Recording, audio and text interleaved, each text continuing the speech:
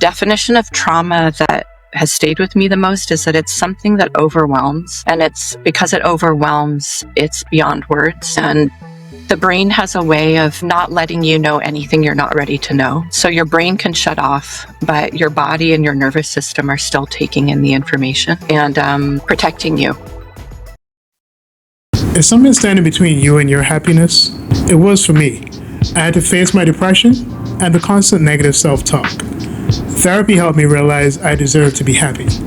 That's why this podcast is called I Choose Health, because I made the choice to heal and I want to share that with you. It's Men's Mental Health Awareness Month. 60% of you who are watching this podcast are men. And brothers, it is time to take care of yourself. As a gift to you, we've partnered with BetterHelp as our sponsor to help you start your own healing journey. We all face moments when life feels overwhelming, whether it's stress, anxiety, or just feeling stuck. Talking to someone can make a real difference.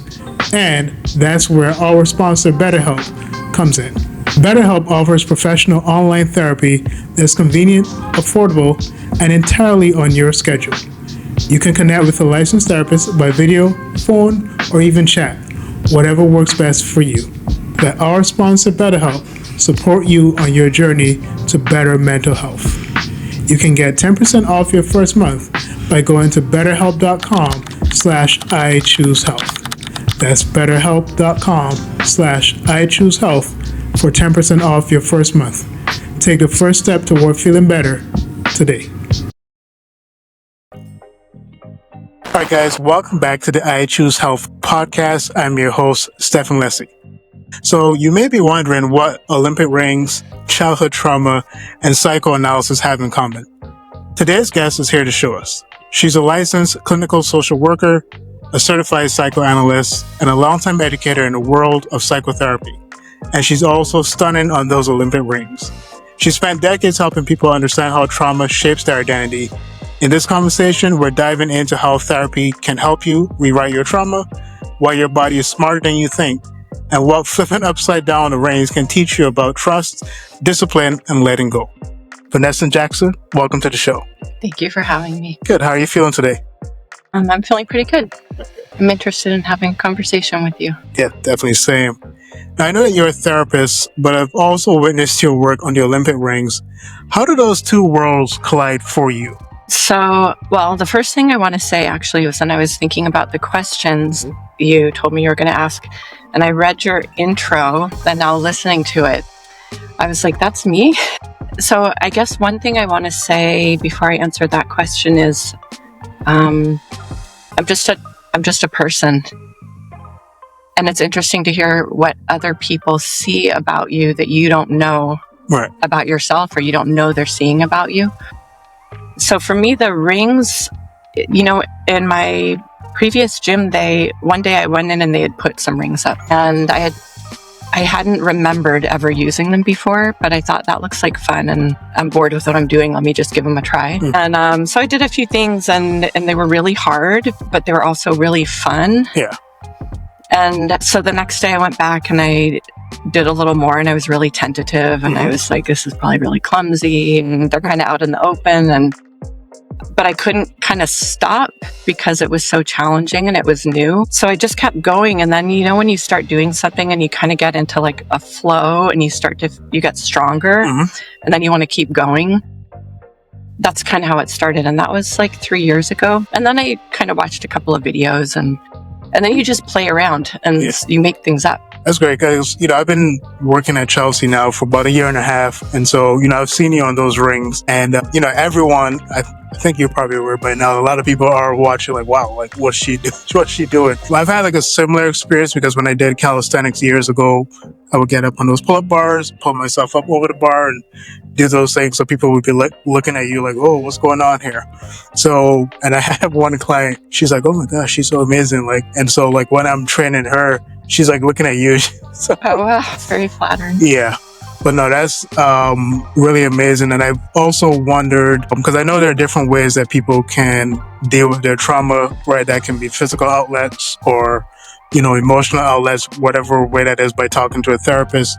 So I was wondering in what way, like, other than getting stronger, do the rings serve any particular purpose for you on a psychological? I hadn't thought about it in such an intentional way until you asked me that. First of all, maybe you can teach me some things. I didn't know that you did calisthenics. I feel like I've hit a bit of a plateau. And so maybe that's one thing to start with that they've taught me. So it's been like 3 years now, and there are things that I've been wanting to learn how to do, and my strength has been a little off the last year. And sometimes I've thought maybe I should move on to something else, but then you lose it. So you have to stay with it, and you have to kind of find a way to keep it interesting and push through. So maybe there's a parallel there. Sometimes you want to just kind of give up on something, but it always feels better in a way, I think, to keep going, even if you have a day where it's like somebody told me this about writing recently, because I'm trying to start writing a little bit. And she said, have you ever read that article, Shitty First Drafts? And it's about what the title says, like the first thing you write is probably really embarrassing. Yep. And you don't want anybody to see it, and you don't even want to read it yourself. And that's how it was for me with the rings. It's the same thing at Chelsea Piers. Like, they're right there out in the open. And if I had it my way, they'd be in some corner somewhere where nobody could watch, and I might be like, try more things. So it's hard to be seen. And I think that there's something for especially people with trauma histories. And I can say more about, how I think about trauma, but, sometimes you don't feel like being looked at. Sometimes you don't feel like being seen. Sometimes you don't feel like having people's ideas coming at you because you have no control over what people are thinking about you. And that's also something freeing about the rings. Or anything physical, I think. Like, I work on handstands too, and I only started working away from the wall about a year ago. And it was really scary to me. I was like, I'm going to fall. I'm going to look really clumsy. And it's happened. But then you get to a point where, like, you find your balance, and it feels so exciting and so good. It's like flying. It's like magic. It makes it a little easier to just keep going. And then you think, like what you're telling me that people notice, I really go into my head and tune out when I'm there. Like, sometimes I'm really spacey even. I forget things. But sometimes it's kind of cool to hear that somebody's inspired, and maybe they're even inspired because I look stupid, or you look clumsy one day or something, or you fall out of something. Right. Okay. You know what I'm saying? Yeah, I definitely get that. I mean, from what I've seen, mostly, like, it's definitely like the not clumsy part where people are like, just like, they're so in awe of, like, they're like, wow, like, she's amazing. And then they're like her tone, her definition, like, so there are people who are like really watching you in a good way, in a very good way. Yeah. All right. So I want to know, I know that a lot of us live in our heads. How can physical movement like gymnastics help people get back into their bodies and start healing? Right? Because I know after you dealt with a traumatic experience, is there any like science to show the advantages of like physical movement and getting out there to really help deal with those traumatic experiences? Or is that something that is more mental, where they have to do those lay those tracks mentally of dealing with that trauma? So I guess I would say, you know what, there are so many experts, and I wouldn't say I'm an expert. So I'll tell you what I think and what my experience has been personally and professionally. I think that everybody's different, and everybody has a different temperament. So you're born with your temperament, and then you have all these things happen to you or not happen to you. And so some traumas can be something that's imposed upon you. Some traumas can be something that you didn't experience, and there's a hole there. There's like a negative.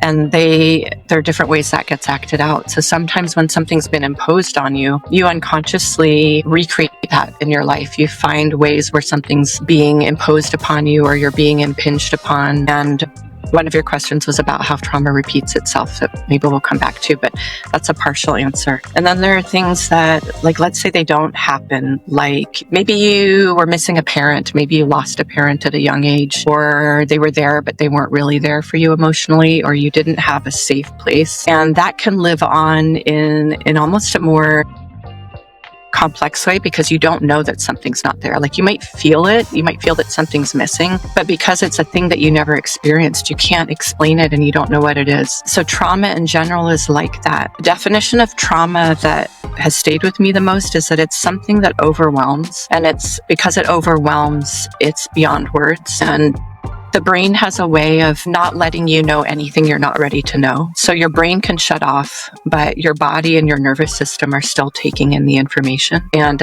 protecting you. And then you develop strategies. And in some ways, that's what a personality is. Personality is all different sets of strategies for dealing with the world. And the world is traumatizing because there's stuff coming at you left and right, especially in New York. Yeah. Like, it's so funny. So I'm originally from Barbados. So I was talking to my client, the same one that has been watching you. And, I said to her, we were talking about like financial issues and dealing with like living in New York and how expensive New York is. And I was saying that if you're not originally from America, like if you moved from the Caribbean or you've moved from another country, you might want to get therapy before moving to New York, because New York is like its own beast, its own ball game that if you are not ready for it, it will consume you. And it's like, and I've been living in New York for 19 years now, so it's just like understanding what this is and being ready for everything that it throws at you, so I imagine that there are a lot of New Yorkers with a lot of trauma, and I think as New Yorkers, just because of how jaded we are sometimes, I think we're really good at pushing down whatever it is we're feeling about what we're experiencing on a day-to-day. And maybe if you can talk about that as well, like in the way in which people who live in big cities, just because they're so busy, they have so much to do, how much of that is them having to like suppress whatever it is they're going through on a daily to just survive and just to get on by with that? Well, that makes me think about back to what I was saying a few minutes ago. Okay, so I've never been to Barbados yet, but I've been to other Caribbean islands.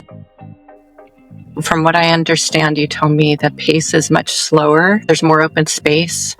You're in nature. You're probably not feeling the vibrations and that intense energy all the time. And so your nervous system is in a different holding environment.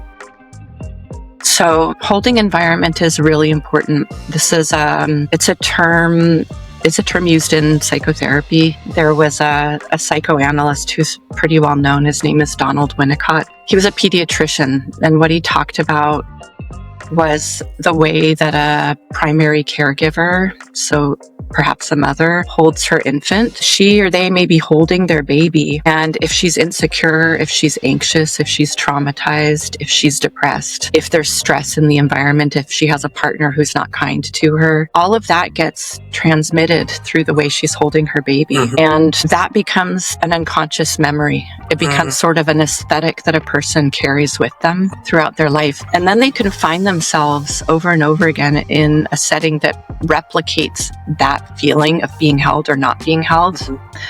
So let's say maybe you grew up in Barbados and you come to New York and you're like, this is like no holding environment I've ever experienced. This is like survival mode.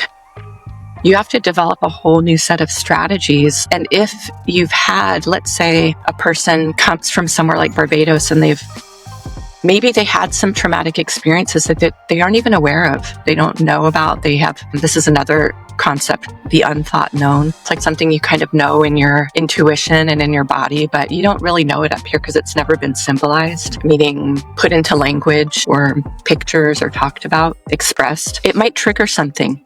Like you might suddenly start feeling this is like what PTSD triggers are. You might start realizing, I don't feel good. And you might start having some memories. They could be somatic memories. You could start having stomach aches or trouble sleeping, and not just because necessarily you're hearing sirens all the time. And I mean that too, but and then there are people who they need the adrenaline rush. Like there's something about that kicks them into survival mode, and that feels safer to them. Like I've noticed a lot of people who do things like paramedics, EMTs, disaster response. There's something that can be very healing about that because you feel like you're in control, or you can externalize your own vulnerability onto this patient or this person you're helping. And there's something so reassuring about that. Like you're not the helpless one, but you can do something about it this time. You can help this person. So that, I don't know, it's kind of a long-winded answer. No, that was great. Because, as I'm thinking about it, at the way that trauma shows up, the way that our different experiences show up in our daily life, as you were talking about, just the survival techniques that we employ. I started thinking about even like with coaching. I remember there's Coach K, Mike Krzyzewski, who I think was coach. I think it was Duke. He was coaching Duke, and then there was another coach that was coaching Tennessee, and they have two very different coaching styles. And Coach K is more nurturing, and he's trying to talk to the player softly, like, "Hey, next possession, you do this, you do that." And the other coach now, I think, is Bobby Knight. I think it was his name. Bobby Knight is completely explosive. He's shouting at players. He's in their face. But both coaching techniques are effective, but it's just for whatever these particular players, like what they want, what they feel is going to help them be successful, right? Like they think like, okay, if I'm being shouted at, I'm familiar with that, kicks me in.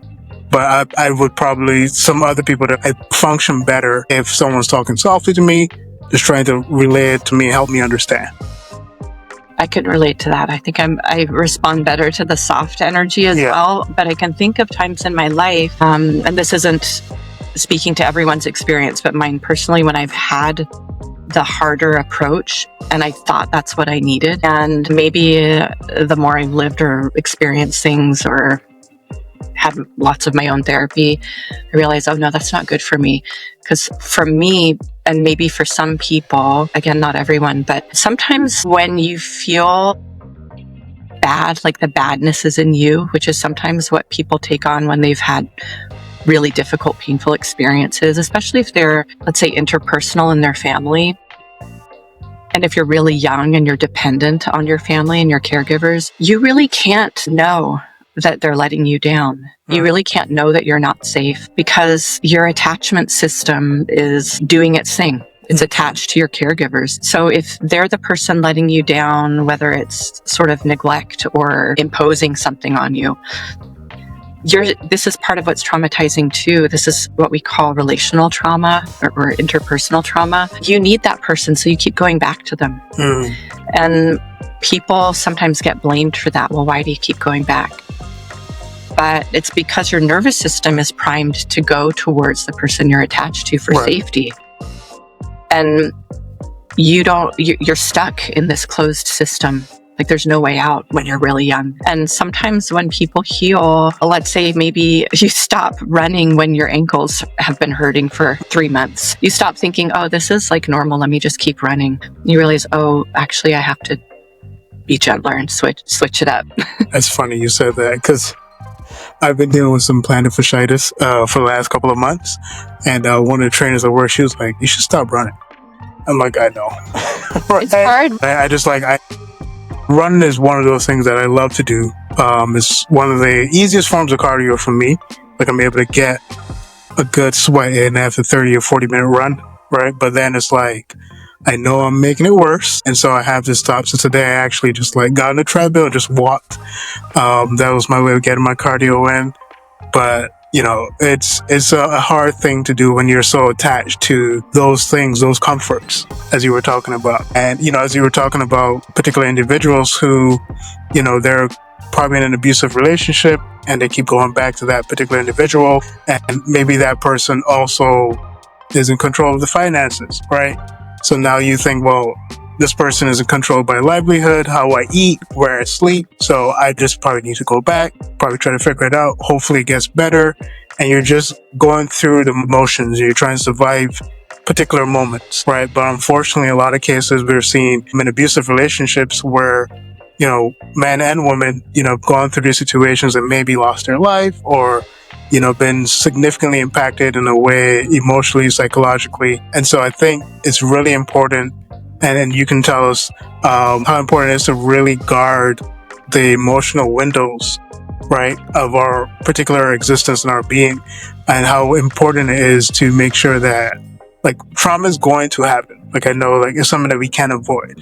But, I think what we can control is maybe the extent or the rate at which, how much trauma we're receiving. Maybe I'm wrong in saying it that way, but maybe you can comment on that as well. That's such a cool phrase. I've never heard somebody say emotional windows. Did you just make that up? Yeah. That's so cool. Can I borrow it? Sure. Okay. I like that because, gosh, I'm having so many thoughts at once. Okay, first, before I forget, I want to say, so the other thing about people who are stuck in relationships that are painful and they can't get out. The other thing is there's often a really strong belief that if I do something different about myself, this person will change or I can change them. And it's sort of like an omnipotence, like the other darker side of it is that it's my fault, I'm the bad one. And then the sort of part that's trying to master something is I could get it right. It's sort of like exercise. It's sort of like being really obsessed with like, I have to get this one thing. Like I have a little bit of a superstition if I'm doing, let's say, the rings or handstands. You don't need a gym. You need 1 minute. That's it. This week's challenge is to do 1 minute of bodyweight squats every hour during your workday. Here's why it matters. Sitting for long periods is linked to higher risk of heart disease, diabetes, and early death, even if you work out later. But a 2020 study in the British Journal of Sports Medicine found that just 1 to 2 minutes of light activity every 30 to 60 minutes can counteract the harmful effects of sitting. Squats activate your glutes, quads, hamstrings, and core, improving circulation, boosting energy, and helping regulate blood sugar and insulin levels, which is key if you're sedentary or diabetic. Set a timer. When it dings, drop and squat for 60 seconds. It's not about perfection, it's about momentum. Your body will thank you. This is week 17 of 52 choices. Let's move through it 1 minute at a time. Something that's, well, I guess it could even be running, but I have to end on a high note. Like if I crumble and fall out of something, I'm like, no, I have to do it until I can hold this and try to be a little bit graceful and then I can be done for the day. It's sort of like that. It becomes kind of like a compulsion and that's where people can get really stuck and it's not their fault. But then they start feeling worse and worse because it keeps happening and maybe they're alienated from their friends and family because they don't understand and they're judged. And that's another piece of relational trauma, or cumulative trauma is another word, which is like one thing on top of another thing on top of another thing. Maybe it's like an attachment trauma from early childhood and then other traumas laid on top of that, you know, moving to a big city, having all of those things coming at you, being like what, I'm not from New York either. I'm from Northern California, which is slower, probably not as extremely different as Barbados, but I got eaten alive when I first, like really probably up until like 3 years ago. And I learned like the emotional windows, like, okay, close the window. Yeah. Like, it's glass. I can see out and maybe it's tinted glass. Like they could see in a little bit, but I need to have a filter. And where I came from, like I was just really trusting. And part of my experience in New York has been that it's where people come to be ambitious and competitive, and there's a lot of grandiosity. You kind of have to be, if you're trying to be successful, you kind of have to pump yourself up. But there's also a lot of that in the extreme of like, I don't care about anybody but myself. So if you're a trusting person who's very open and you come into that, you get flooded and taken advantage of, and all sorts of things are just projected on you and you don't know what to do with it. So it's like a big learning curve, which sounds like that's what you said, 19 years. Yeah, 19 years. So I moved here when I was 15 and now I've been here 19 years. So I've lived in New York longer than I've lived in Barbados. So it's been a lot of jaded New Yorker behavior, right? Of just like, okay, I'm okay with this relationship, but I'm still like watching you at the end of the day because I know as New Yorkers we really don't trust each other. Like it's a dog eat dog world. Like I'm doing me. I'm trying to take care of me and my family. You do you, right? And that was one of the things I had to adapt to when I first moved to New York. Coming from Barbados, regardless of whatever street you walked, you saw someone, you said good morning, you said hello, right? I came to New York. And it was not that at all. Like people are to their own. They're not saying hi. There's the odd person that's here that's probably not from New York that's going to say, hey, how you doing? And be friendly. But New Yorkers are very much to themselves. They're like, I'm trying to do what I'm trying to do. I got to take care of me. And it's just a society that we've been really conditioned into. And maybe it's necessary for survival, but maybe it's not necessary for thriving emotionally and psychologically, right? Because now you take that person who's been developed in New York and then try to transplant them somewhere that's completely different. It may be a difficult place for them to live in. Yeah. Yeah. They might notice how much adrenaline they have pumping through their system. Yeah, I've noticed, like, if I try to sit somewhere quietly, I've noticed I'm fidgeting, I'm like cracking my knuckles, whatever it is. And I'm like, I just need to have those moments of stillness. And myself and Andre, when we did a couple episodes back, we are talking about men's mental health, and we're talking about like just taking that moment for stillness, taking, whether that's early in the morning, taking those deep breaths, just quiet, but it's just so much running through your head. And if you add on top of that, being in a relationship, being a parent, right? I have a daughter who's about to be 2 next month. So there's just like so many things running through your head, like what you need to get done. And, you know, it's another level of, I don't know, just being alert. And I think that's what living in New York is really, it feels like that's what you have to do to survive in New York.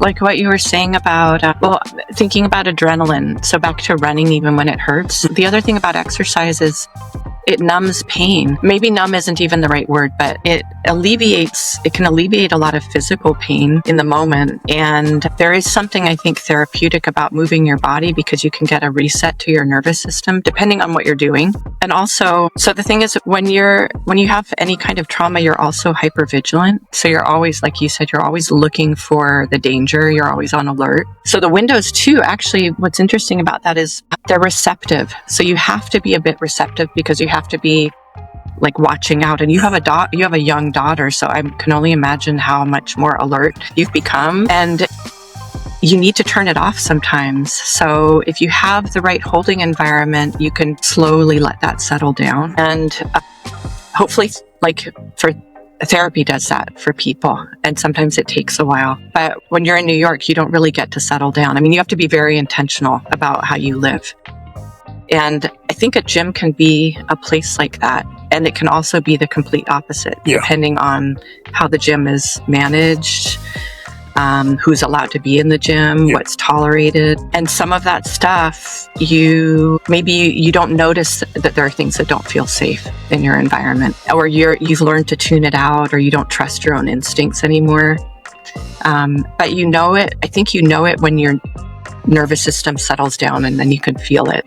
Like, I don't know if you have that. Maybe I feel like people who have children, they have it when they're holding their children. Yeah, I definitely think for me, it's like even now I'm thinking about like, sometimes I'm like, okay, what is she doing right now? And of course she's with an adult who's watching her, but then there's that anxiety of like, did she hurt herself? Right? Like, you're always like thinking about it.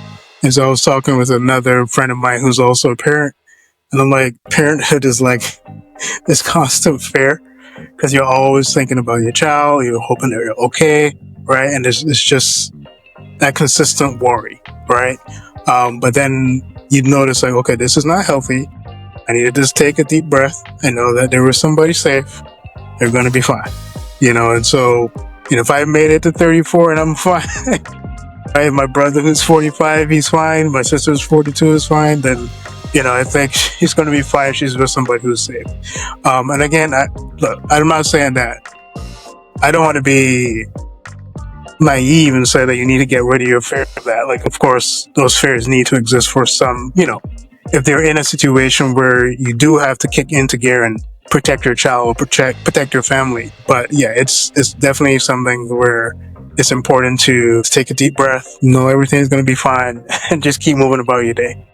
Because there's also a way, if you don't do that, and you're so anxious and hypervigilant all the time, you accidentally manifest the thing that you worst fear in a way. Like, you're putting off scared energy, which then other people pick up, like right brain to right brain, nonverbal cues, and then they're on edge. And then that happens in New York all the time. People are like, you know, sizing each other up. And it's hard. Like, you don't want to be open right away. But I mean, I feel this all the time. Like, I don't want to come off as cold and guarded, but then you've learned, like, you kind of have to if your nature is more gentle and open. But then you wonder, like, what kind of message am I giving? Like, it's so complicated. It's so hard. Yeah.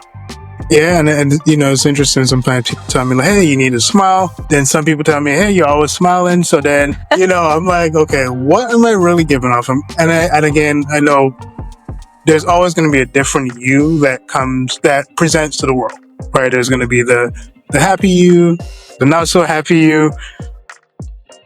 At the end of the day, if you're being authentic to yourself in whatever way that's expressed, and I'm not saying that any expression is okay, because some of those expressions are not safe, they're not helpful, but as long as you are being authentic to you, I think that's what's really important. I think most people are really dedicated to making sure that they're being authentic to themselves, because I think if you feel like you're not being authentic, you just don't feel like you. Something feels off, and I think that's what people value the highest. So you're making me think of two other things about trauma. One is something called the false self, which is another term that Winnicott coined.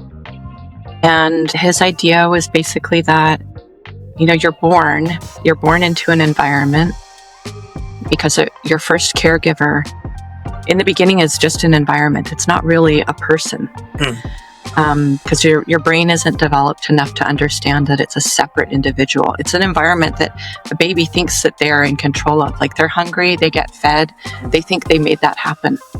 And that's like a really important phase because it makes you feel effective in the world and safe, like I can get my needs met. But then we learn in order to get certain needs met, we have to be a certain way. We have to change ourselves, or maybe we have to not cry, or maybe we have to not speak up about things. So you develop kind of a false self. And that's another thing I've noticed a lot in New York and I don't mean to bash New York because I'm here. And so obviously I like a lot of things about it, but so maybe let me say not New York. Maybe it's just a general trend in the world now around grandiosity. There's this really, I think it's being overvalued, like that you put out there, like, I'm strong, I'm important, look at what I'm doing, look at me, and competing and posturing. And it's not real. And that's not what makes people connect with each other. And you can kind of feel it. You can notice it, right? You can sort of sense when somebody's doing that, and they're just trying to get by. Like, they're just trying to keep themselves safe. But that's the false self, and we all have it to a degree. And that's the result of trauma, whether it's capital T or lowercase t. What was the other thing I was thinking about? The other thing I was thinking about was you said, you bring different selves, different parts of yourself. So this is another thing that all people have, but it's a matter of degree, and it can be affected by trauma. So we all have something called dissociative multiplicity, which means multiple aspects of ourself, but they're dissociated to a degree. And meaning, like, you have the version of you with your 2-year-old, and you have the version of you that's with me right now, and you have the version of you that is with your client at work. And maybe if somebody who is like relatively healthy, okay with themselves, it's pretty integrated, like there's some consistency. But even then, we have different aspects that come out when we need them. And for somebody who's traumatized, there may be things that you can't know because it would be too overwhelming. Memories from the past, or even things that are happening right around you that would be too upsetting to become aware of in that moment. And so you let another part of yourself hold on to that. And the part that's holding on to that is sequestered away somewhere. You don't even have access to it. And this other part of you that can protect yourself, be out in the world, that's the part that you put forward. So sometimes people who've had really extreme trauma have multiple parts to themselves, and they can switch between the two, and all the different parts aren't talking to themselves. They're not integrated. As they start to heal, it's a matter of helping them integrate and getting those different parts to talk to each other. And I don't want to get ahead of you, but there was a question that you asked about, can you see things in the way people move? What was the question? Do you remember? Yeah, let's pull that up. So, so what's one thing someone could learn about their mental health just by watching how they move or don't move their body? And if there's research on that. Well, you see people move all the time. Mm-hmm. And so some people, I guess what I was thinking is this could be expressed through maybe somebody's posture. Are they really tensed up? Mm-hmm. Are they collapsed? Are they like pumped up and grandiose? Yeah. And then there's also, are their movements integrated? Can they move fluidly, or do they stop themselves? Sometimes when trauma is stored in your body, which it basically is for most of us, you can move through life in a way where you might be stopping yourself unconsciously in a movement that is, let's say, just before something really traumatizing happened to you. You stop yourself from going in whatever movement would have come next. You stop yourself. It's like a way to like not let the trauma happen.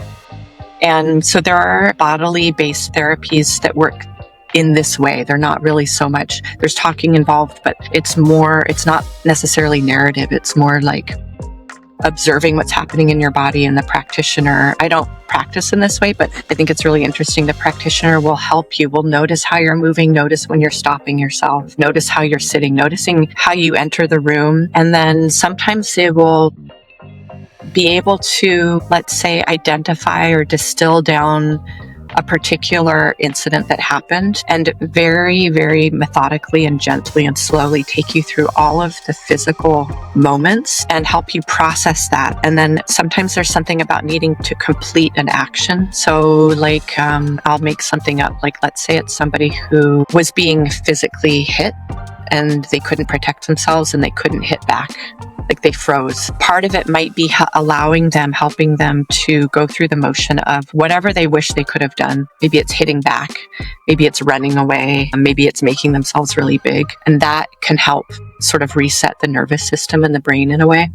Interesting. Wow. Yeah, I mean, and the funny thing is we know that movement can be therapeutic, but like, I think because mental health has gained more focus over the last couple of years, we've been really focused on that, and I think that's a good thing.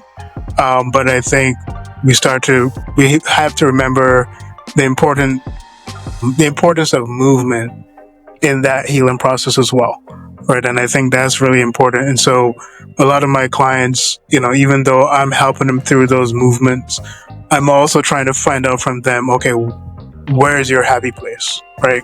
What are you doing to process stress, right? Because as trainers, we know that if you are processing stress and you're not processing the right way, your body's going to take that cortisol, turn that into fat, right? Or turn that into a way that's going to negatively impact your body.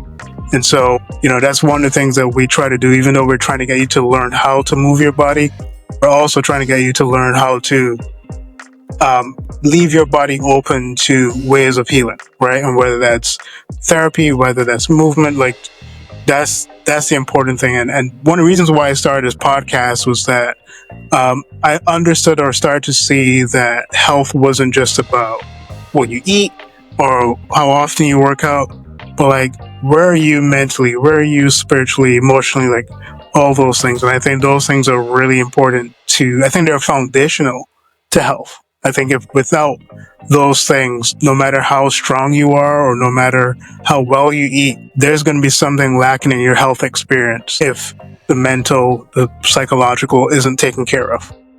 I mean, just to get yourself moving and the blood flowing and the way you breathe when you run. And now I'm remembering your first question, what is something that the rings has taught me? Yes. I think like you probably see this all the time. Like maybe you have clients who they haven't been moving and they're kind of, it feels daunting to them. And then they get moving and they realize like, oh, I can do this. And then they start to feel a sense of mastery or that they've accomplished something. I think that like one of my downfalls is I sometimes think I'm getting older. Those days are over. I can't do that anymore. And so that was one thing with the rings. I was like, oh my gosh, I can't believe I learned something new, but actually I can believe it. Why was I telling myself this dumb story? That's interesting because I'm thinking about the things that not just as individuals, but as a society, the things we tell ourselves. Like one of the things I've always heard growing up was, well, you can't teach an old dog new tricks, right? Those are things, not that you're not an old dog, but like, right? But these were things that I learned growing up. And so when I have older clients as well, because one of my specialties is senior fitness, a lot of my clients come in with limitations, and usually they're mental limitations more than anything. I said, no, I think you can get back to that point. You're probably not going to move the same way you did in your 40s or your 30s, but I can get you back to a place where you're moving in a way that is optimal for you, right? Whatever optimization means for you is going to mean different things for you at 30, 40, 50. They're going to be different. There's no one expecting you to be at 90 and moving like a 30-year-old. I'm not saying it can't happen, but it's unlikely, right? So for me, I'm just trying to get you to what's optimal for you, right? And that's the important part. And actually, it's kind of a relief to be able to be humble about it. Go, I don't have to be able to do all those things that I could do when I was 25. Yeah. And who wants to be 25 again? Like when you've already gotten through it. I remember 25 feeling like my peak fitness level, right? Where I was just like, I was running 10 miles a day. I was doing this, that, next. And now I'm like 34 going 35 as a kid. Life is different. And so I'm like, okay, I gotta do what's right for me, what works for me. So it's not 10 miles a day. Now it's more like 3 or 4 miles a day and some resistance training here. And for me, it's like, okay, if I just get my 10,000 steps in, I'm good. So and that's where I'm kind of putting myself, but I want to make sure that I'm doing what's optimal for me, what's working for me in that moment. And maybe at 25, 10,000 steps, 10 miles a day is what worked. But now I have to adjust to a new reality, a new normal, And you have so many other priorities. So we're actually in here for like another 5 minutes. So what I want to do is, and maybe we can probably in the future, do another one of these. One to just look at, just very briefly, what are some things that people can do today if they're just trying to cope with whatever trauma they've been dealing with, and it just feels crippling. It just feels like they're so overwhelmed by it. What are maybe 3 things that they can probably do today that may be able to help them through that? The first thing I would say is find somewhere that feels safe. And it could actually be even a place inside of you. And it could be a place that's a memory or something that you make up, a place where you would like to be, as long as you're intentional about it. And spend 10 minutes focusing on it. Like do a little meditation there. And if it's something that you're making up, just make sure you're physically in a place where you can let yourself go. 2, I would say, of course, I'm a proponent of therapy, and with the caveat that find a therapist who, when you're with them, your nervous system feels good. And work with somebody who does not purport to be a know-it-all and an expert, because that's re-traumatizing. Somebody who's telling you they know better than you or making you feel ashamed, it's not going to be helpful. And I think people who have trauma really need to know that, because they're already living in a state of shame. So it can be easy to give over your authority to another person uncritically. What's the third thing? I mean, move. Why not? Yeah, move, whether that's rings, whether it's running, just get out and move. Yeah, or walking. Yeah. Well, Vanessa, thank you so much for just giving your time, your expertise, your experience. I'm really thankful for you doing this, just coming out and sharing with us. And I know you said this is your first time doing a podcast like this. Is there a place that we can find you on social media or on the web where we can follow you and follow your work? Well, I don't use social media, but I do have a website, and I don't know if you have show notes, but you could put it in the show notes, but it's just v.like.vanessa@jackson.com. So vmjackson.com. That's me. All right. Well, Vanessa, thank you so much again. And thank you to you guys for tuning in. Just a reminder, so you guys have been letting me know how much the podcast is helping you. And majority of you who are watching it, 8% of you are still not subscribed. So please subscribe, hit the red button to subscribe, and also hit the bell so that you can be notified anytime that we drop an episode. Again, this is the I Choose Health podcast. I'm your host, Stephen Leslie. Just reminding you that choosing health is choosing possibility, purpose, and power.